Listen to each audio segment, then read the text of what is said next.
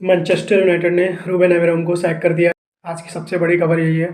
Enzo मैरेस्का के बाद में रूबेन अमोरीम का भी हैप्पी न्यू ईयर गिफ्ट मिल गया है भाई। जिस उम्मीद से स्पोर्टिंग से मैनचेस्टर यूनाइटेड उनको एक ट्रांसफ़र फ़ी दे के लेके आई थी, अप्रॉक्स 27 मिलियन पाउंड खर्च करे थे मैनचेस्टर यूनाइटेड ने रूबेन अमोरीम को लाने के लिए, और 14 महीने की स्टिंट उनकी फाइनली ख़त्म हुई। एक पूरा सीज़न भी बंदे को नहीं दिया गया। पता नहीं क्या लगता है इन फुटबॉल क्लब्स के मालिकों को कि आते ही बंदा तुरंत डिलीवर करना शुरू कर देगा। चलिए शुरू करते हैं। कल के मैच के बारे में थोड़ा बात करते हैं। लिवरपूल वर्सेस फुलहैम, कार्वा कॉटेज पे मैच था। फर्स्ट 15 मिनट में लिवरपूल वॉज स्पैंटेनियस। 15 मिनट में 3 शॉट्स ऑन टारगेट थे, और उसके बाद में आया हैरी विल्सन का गोल और हमने शोल्डर डाउन कर दिए भाई। बिल्कुल इंटेंसिटी ख़त्म हो चुकी है, क्यूरियोसिटी नहीं प्लेयर्स के अंदर ही, क्रिएटिविटी खत्म हो गई है, डिफेंस क्लूलेस है। इस सीजन में जो भी सारी परफॉर्मेंस थी उससे ज़्यादा और घटिया परफॉर्मेंस थी हमारी। एज यूजुअली हर गेम वीक में हम पॉइंट्स ड्रॉप करते हैं, और इस गेम वीक में भी हमने पॉइंट्स ड्रॉप करे फुलहैम के अगेंस्ट में। ऑलमोस्ट हमने मैच जीत लिया था इंजरी टाइम में, बट वो इक्वलाइजर आ गया और वहाँ से मैच ड्रॉ हो गया भाई। स्लॉट पता नहीं क्या करना चाहता है, बंदे के पास प्लान भी है ही नहीं।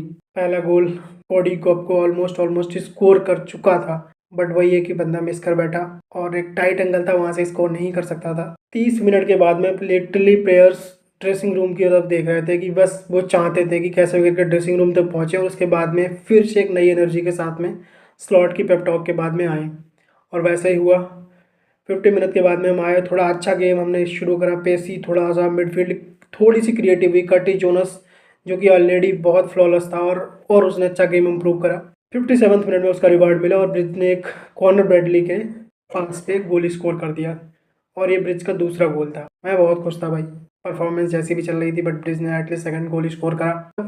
फाइनल थर्ड में बाल हम ले जा नहीं पा रहे थे भाई, और फुलहैम कहीं पार्क करके बस भी नहीं बैठी थी। दे यार काउंटर पे प्रेस कर रहे थे भाई बंदे वो, और अगर हम बॉल लेके भी जा रहे थे उनके फाइनल थर्ड तक, तो हम शॉट नहीं ले पा रहे थे, फिर से उसको बैक डाउन कर रहे थे बॉल को। अटैक वॉज टूथलेस, क्योंकि एक टीके भी नहीं था जिसकी हम स्पीड को यूटिलाइज करते हैं। मोहम्मद साला की क्रिएटिविटी, वो भी बंदा फ़ोन में खेल रहा है, तो अटैक में बिल्कुल खत्म। मिडफील्ड में ग्रेवेनबर्च, मैकलिस्टर, सोबोस्लाई, कर्टी जोनस क्लूलेस थे भाई बंदे। मतलब कर्टी जोनस की परफॉर्मेंस दिखाते तो मिडफील्ड हमारी खत्म थी, कुछ भी क्रिएटिव नहीं कर रही थी, कुछ भी चैनल पासेस नहीं निकल रहे थे, डायगोनल पासेस जो होते हैं वो भी नहीं निकल रहे थे भाई बंदों से। तो ये हाल थी मिडफील्ड की। डिफेंस तो फुल सैकी थी। पहला गोल जो बिल्सन ने स्कोर करा, हम हाई लाइन मेंटेन करके खेलते हैं और वही हमें कॉस्ट कर गया, और इंच ऑफ द मार्जिन से विल्सन जो था वो ऑफ साइड नहीं हुआ, और पहला गोल उन्होंने स्कोर कर दिया। और फिर इंजरी टाइम में गोलों का सिलसिला शुरू हुआ, और पहला गोल कोडी गैक्पो ने स्कोर करा, और वहाँ से हमें लगा कि हम लिटरली 3 पॉइंट्स मिल चुके हैं हमें, और कहीं ना कहीं स्लॉट का जो मतलब लोगों का चल रहा था, उसके ऊपर बस चल रहा था, वो ख़त्म हो जाएगा, बट नहीं हुआ। और उसके जस्ट 60 मिनट के अंदर ही हैरिसन रीड ने वो बैंगर वॉली, भाई साहब कोई बंदा उसको कवर नहीं कर रहा था, और उसने आराम से एक लेफ्ट नेट में लिवरपूल के बॉल स्लॉट कर दी। एलिसन का कोई भी प्लेयर, कोई भी गोलकीपर होता उसको नहीं रोक पाता भाई।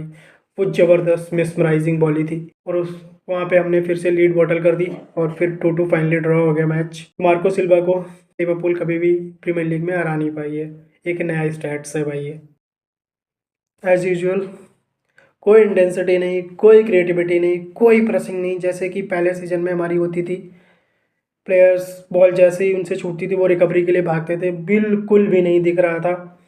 और जो स्टैंडर्ड्स हमने सेट करे थे उस तरीके से लिवरपूल कभी भी इस सीज़न में नहीं खेली है, और ना ही इस मैच में खेली है। सेट पीसेस पे भी हम कुछ भी खास नहीं कर पा रहे हैं। जो भी सेट पीस ले रहे हैं, मुझे नहीं लगता 2-3 गेम्स में हमने एक भी सेट पीस से गोल भी स्कोर करा होगा। पिछले सीजन तक लिवरपूल एक इलीट मेंटेलिटी के साथ फील्ड पे उतरती थी, वो मेंटेलिटी गायब हो चुकी है। पूरे मैच में लगभग हमारे विंगर्स जो थे, फुल बैक्स जो थे, वो कम से कम हजारों क्रॉसेस डाल देते थे, वो अब नहीं दिखता है। कॉर्नर ब्रैडली बॉल लेके जाता फाइनल थर्ड तक, बंदा वो क्रॉसेस नहीं डाल पा रहा है।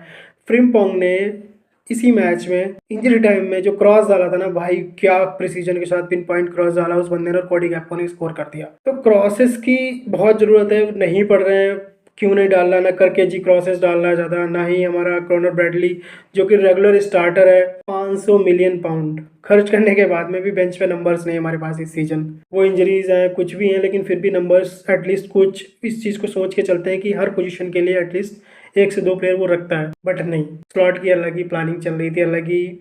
मुझे जहाँ तक लगता है कि इंजरीज, बेंच पे नंबर्स ना होना, ना कुछ अच्छे प्लेयर्स का चला जाना, और जो हमने साइनिंग करी है वो उतनी अप टू द मार्क नहीं है। इस वजह से कहीं ना कहीं स्लॉट का सीज़न ख़राब हो रहा है। मुझे जहाँ तक लगता है इस सीज़न उसको मौका देना चाहिए और अभी से ही हमें एक अच्छे कोच की खोज शुरू कर देनी चाहिए।